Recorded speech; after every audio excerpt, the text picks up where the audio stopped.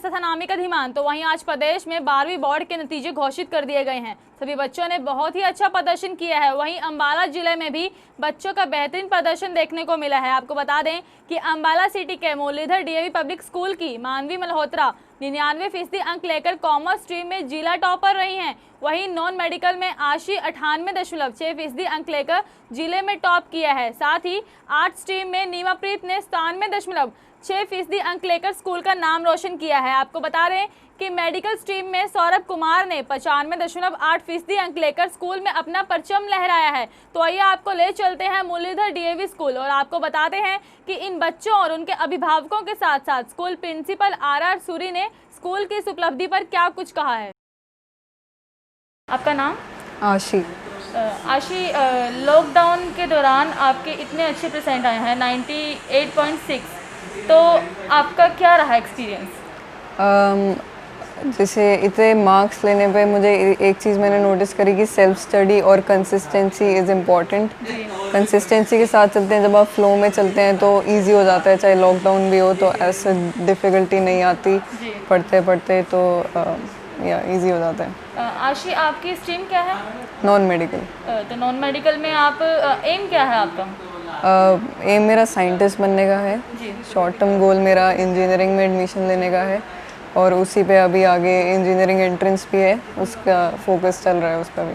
तो आशी, मैं आपसे एक सवाल पूछना चाहती हूँ कि लॉकडाउन के दौरान आपको कोई किसी प्रॉब्लम हुई हो या फिर कोई ऐसा हुआ हो कि आपकी पढ़ाई पर असर हो रहा है या फिर स्टडी नहीं हो पा रही है, तो ऐसा क्या कुछ हुआ ऐसा? कुछ फेजेस ऐसे आते हैं जब थोड़ा सा फील नहीं होता है पढ़ने को, बट किसी ना किसी तरह मोटिवेशन आ जाता है, बिकॉज एग्ज़ाम तो है और ऐसे लॉकडाउन की वजह से काफ़ी टाइम मिल गया उसे प्रिपेयर करने का, तो इसको एज अ अपॉर्चुनिटी लेके उसे हमने प्रिपेयर करा। तो आपके स्कूल की तरफ से आपको सपोर्ट था पूरा लॉकडाउन में? जी बिल्कुल सपोर्ट था, टीचर्स काफ़ी सपोर्टिव हैं, डाउट्स वगैरह पूरे लिए जाते हैं और इवन बोर्ड्स के टाइम भी टीचर्स ने काफ़ी हेल्प करा। टेस्ट वगैरह भी इंडिविजुअली उन्होंने कहा गया तो उन्होंने ले लिए, काफ़ी सपोर्ट था स्कूल की तरफ से। लॉकडाउन में पढ़ाई में सबसे ज़्यादा है ऑनलाइन स्टडी, तो इसको लेकर आप क्या कहेंगे? ऑनलाइन स्टडी ऐसे थोड़ी सी डिफरेंट तो होती है, no doubt, but if you have the will to understand, if you have the will to learn, तो देयर इज़ नो प्रॉब्लम, ऐसे ज़्यादा डिफरेंस भी नहीं होता है। एंड ऑनलाइन मतलब इट्स द सेम थिंग, कुछ ज़्यादा डिफरेंस नहीं है। तो ऑनलाइन स्टडी आप कह रहे हैं कि इतना डिफरेंट नहीं होता है, इजी है, लेकिन आशी कहीं ना कहीं ये कुछ बच्चों के लिए प्रॉब्लम भी बन चुकी थी, ऑनलाइन स्टडी, कहीं पे स्मार्टफोन्स ना होना, लैपटॉप्स ना होना, तो ऐसे में आप इसके बारे में क्या कहेंगे? उस टाइम थोड़ी सी प्रॉब्लम होती है, नो डाउट, बट ऐसे तो चलना ही पड़ता है। अब ऐसे आप टीचर्स जैसे काफ़ी सपोर्टिव हैं, अगर आप थोड़ा सा कोप अप नहीं कर पाते कि आपके इंटरनेट कनेक्टिविटी प्रॉब्लम्स हैं कुछ, तो टीचर्स आर सपोर्टिव, वो हेल्प कर देते हैं, जैसे फ़ोन पे कुछ डाउट्स क्लियर कर देते हैं प्रॉपरली, तो there is no problem here as such. अभी आप +2 के बाद आपने क्या करने का सोचा है? अभी short term goal is engineering में एडमिशन लेने का गोल है, उसके बाद वील सी कैसे जाता है। आपका पहले भी इतना ही अच्छा प्रदर्शन रहा है स्कूल में? मार्क्स अच्छे आ जाते थे, 10th में आई गॉट 95.2%, तो या मार्क्स अच्छे आ जाते थे। दिस टाइम कुछ ज़्यादा ही एक्सेप्शनली कुछ। आशी, आप डिस्ट्रिक्ट लेवल पे आए हैं, पोजीशन आपकी फर्स्ट आई है, तो आप क्या इस मुकाम तक पहुंचने के लिए आपने कभी सोचा था कि आप डिस्ट्रिक्ट लेवल पर ऐसे आएंगे, फर्स्ट पोजीशन लाएंगे? नहीं, डिस्ट्रिक्ट लेवल पर तो नहीं सोचा था। स्कूल में थोड़ा एक्सपेक्टेशन था टॉप पोजीशन आ जाएगा क्योंकि एग्ज़ाम्स अच्छे गए थे, और इतना नहीं सोचा था डिस्ट्रिक्ट पर फर्स्ट। तो आप इसका श्रेय किसे देना चाहेंगे? स्कूल को, मेरे पेरेंट्स को, उन्होंने काफ़ी सपोर्ट करा, मेरी सिस्टर को, उसने भी मुझे काफ़ी सपोर्ट करा, मोटिवेट करा, और ऑब्वियसली खुद को। हाँ, क्या मैसेज देना चाहेंगे? If you wanna really study, if you wanna really score good, तो consistency and self study is must.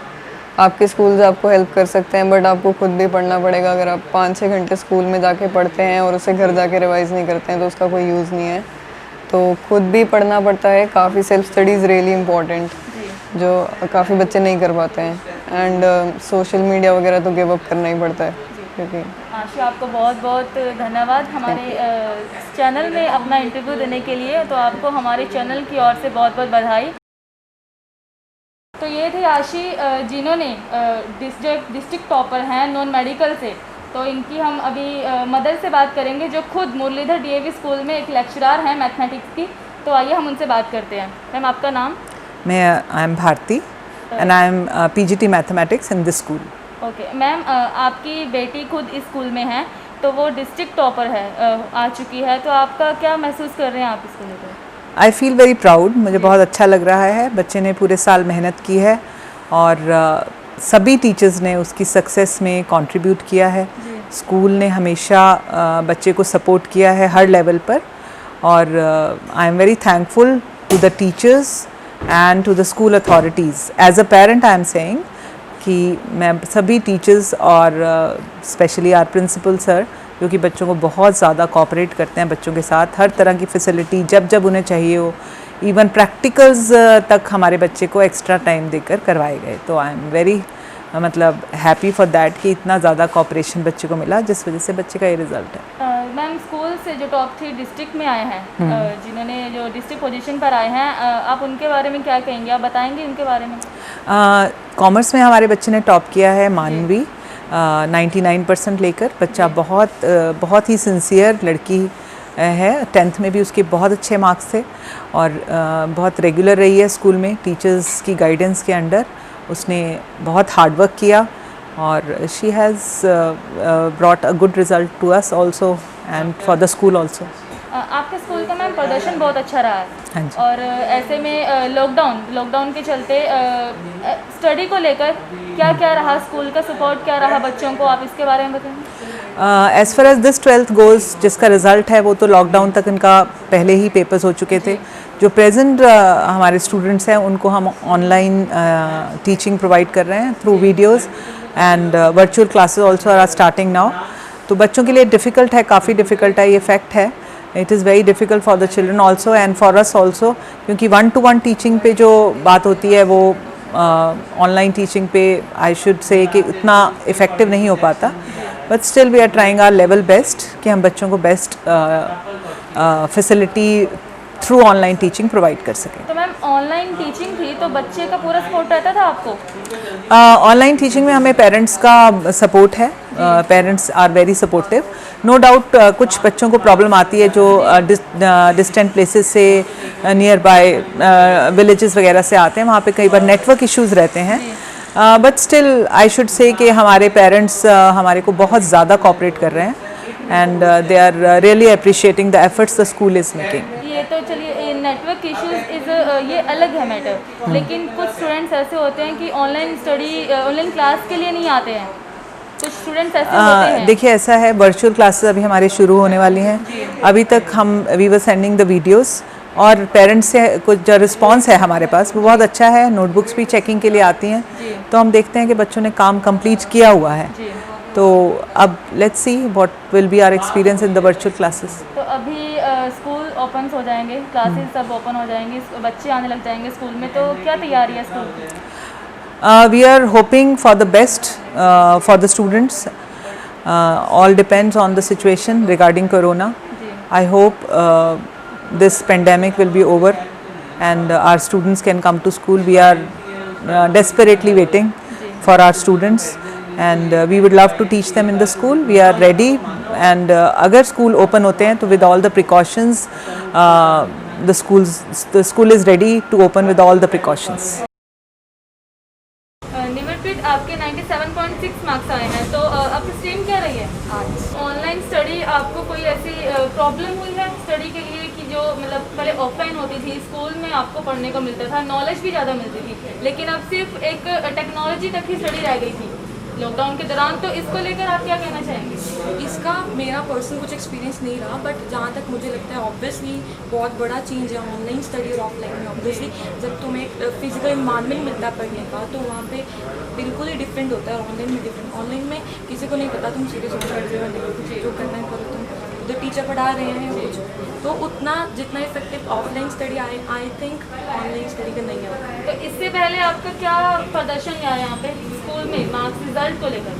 School में मतलब एवरेज नहीं मैं कहूँगी, अच्छा रहा है, बट इतना मुझे एक्सपेक्टेड नहीं था कि टॉप एंड ऑल। Yeah. अच्छी परसेंटेज एक्सपेक्टेड 95 94, बट इतना नहीं था। तो आपके स्कूल के टीचर्स की आपको सपोर्ट थी पूरी, पेरेंट्स Teachers. और टीचर्स? टीचर्स की, पेरेंट्स की, सबकी बहुत सपोर्ट थी। I would like to thank all my teachers, my parents. हम सब ने टीम वर्क के साथ काम किया, तभी जाके ऐसा हुआ है। कोई एक बंदा सिर्फ पढ़ के नहीं ऐसे टॉप कर सकता। ऑब्वियसली सबकी मोटिवेशन लगी है, सबका पुश लगा है, सब ने हार्ड वर्क किया है, तभी हो गया। तो अभी आपका एम क्या है? प्लस 2 के बाद आप क्या करना चाहेंगे? एम मेरा यूपीएससी क्रैक करना है, ओके।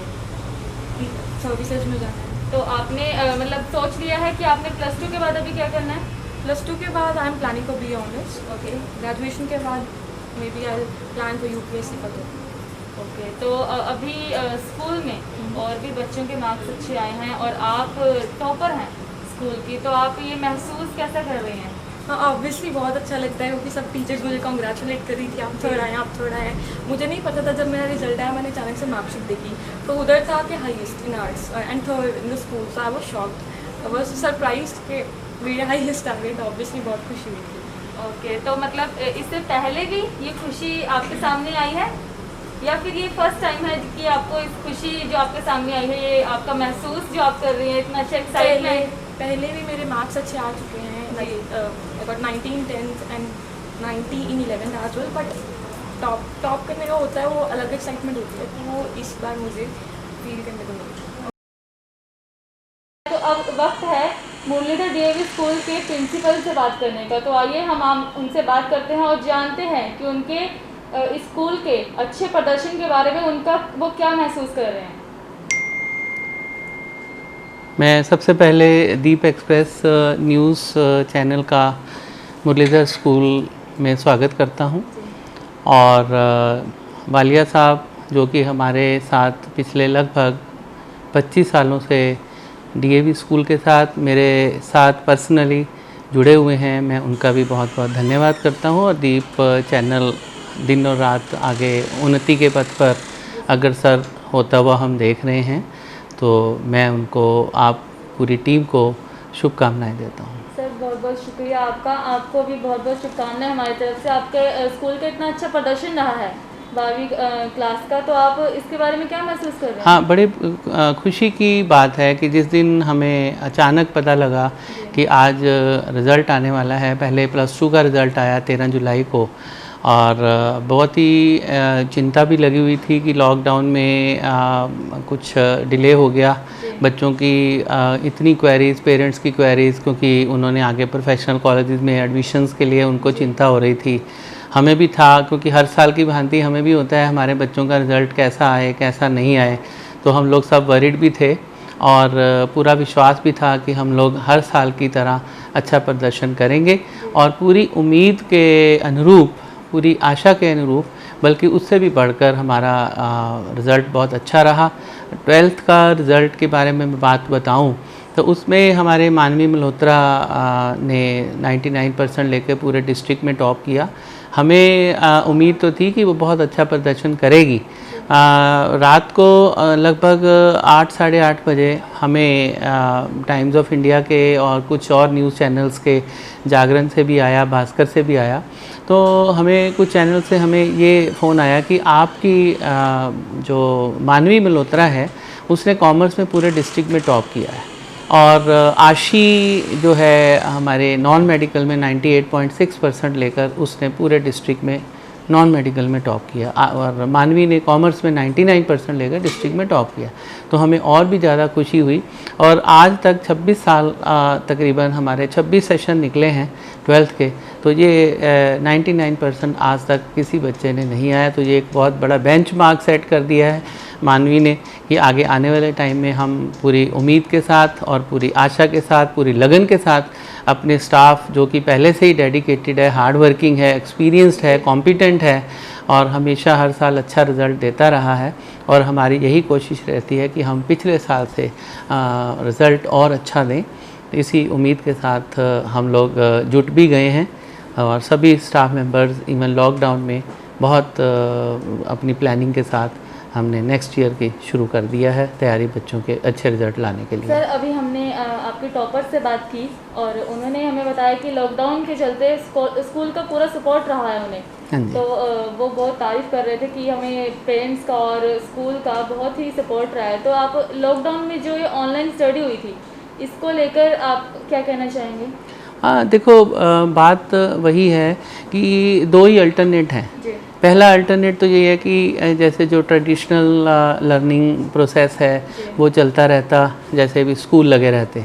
बट कोरोना का जो वायरस है, कोविड-19 की वजह से पूरे वर्ल्ड में ये प्रॉब्लम आई है और हर स्कूल, हर कॉलेज, हर यूनिवर्सिटी में ये ऑनलाइन टीचिंग जो है शुरू करनी पड़ी और तीसरा कोई अल्टरनेटिव नहीं है। तो अब ऑनलाइन की जहाँ तक बात है कि हमारे कंट्री में उतने लोग इंटरनेट यूज़र नहीं हैं, इतना कंप्यूटर फ्रेंडली नहीं है, पर हम लोगों ने पूरी मेहनत के साथ हमने टीचर्स को इंस्ट्रक्शंस दी, बैठकर प्लानिंग करी और सारी हमने जूम के थ्रू पहले, क्योंकि जूम ऐप बहुत पॉपुलर थी, उसके बाद कुछ प्रॉब्लम जूम में भी आई, फिर हमने जूम की क्लासेस जो हम ले रहे थे वो थोड़ी हमने बंद भी करी, फिर हमने वीडियोस भेजने शुरू किए व्हाट्सएप में।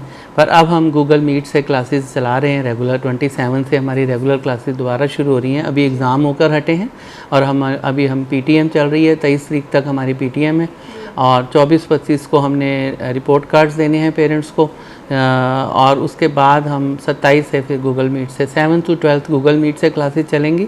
6 तक हमारा एज यूजुअल चलता रहेगा। सर, अभी इंटरनेट इशू की बात है, जिन बच्चों को लॉकडाउन के दौरान इंटरनेट इशू था, स्मार्टफोन्स नहीं होते कुछ बच्चों के पास, तो उन बच्चों को आपका क्या सहयोग रहा है? हाँ देखो, हमने पेरेंट्स से बात भी की। कुछ पेरेंट्स ने हमें रिक्वेस्ट की कि ये जो गूगल मीट और जूम की क्लासेस हैं ये बंद कर दें, हमें वीडियोस भेजी जाएं। तो हमने उसके लिए यही पेरेंट्स को सजेशन भी दी कि जो एक आध महीने की बात होती तो हम ये कर सकते थे, बट हमें अब इतने वास्ट सिलेबस हैं, कुछ रिड्यूस होने के बावजूद भी फिर भी इतना कम सिलेबस नहीं है कि हम सिर्फ वीडियोस भेज के ही हम फिनिश कर पाएँ, क्योंकि अभी कुछ नहीं पता, अभी प्रेडिक्टेबल कुछ नहीं है कि कब तक लॉकडाउन अभी और कब तक स्कूल नहीं खुल पाएंगे। तो हम उसी स्ट्रेटजी के साथ भी हमें सिलेबस भी कवर अप कराने हैं, जितना भी सिलेबस रिड्यूस हुआ है 70% तो कराना ही है। और हमें सीबीएसई और एनसीईआरटी ने ये भी गाइडलाइन दी है कि जो टॉपिक्स कट गए हैं उनको भी आप कम से कम डिस्कस ज़रूर करिए। वो सिलेबस चाहे एग्ज़ाम के पॉइंट ऑफ व्यू से उतना इम्पॉर्टेंट नहीं रहेगा कि एग्ज़ाम में उससे रिलेटेड क्वेश्चन नहीं पूछे जाएंगे, बट उसको कवर कराना इसलिए भी ज़रूरी है क्योंकि कोरिलेटेड टॉपिक्स हैं, उसका आगे आने वाले क्लासेस में उसका बहुत यूज़ है, तो इसलिए वो टच ज़रूर करें, उसको डिस्कस ज़रूर करें। तो इसलिए कराना तो हमें सारा ही सिलेबस पड़ता है एक तरह से। जी सर, डिस्ट्रिक्ट लेवल के अलावा आपके स्कूल में जो टॉपर्स बच्चे हैं, आप उनके बारे में बताएंगे?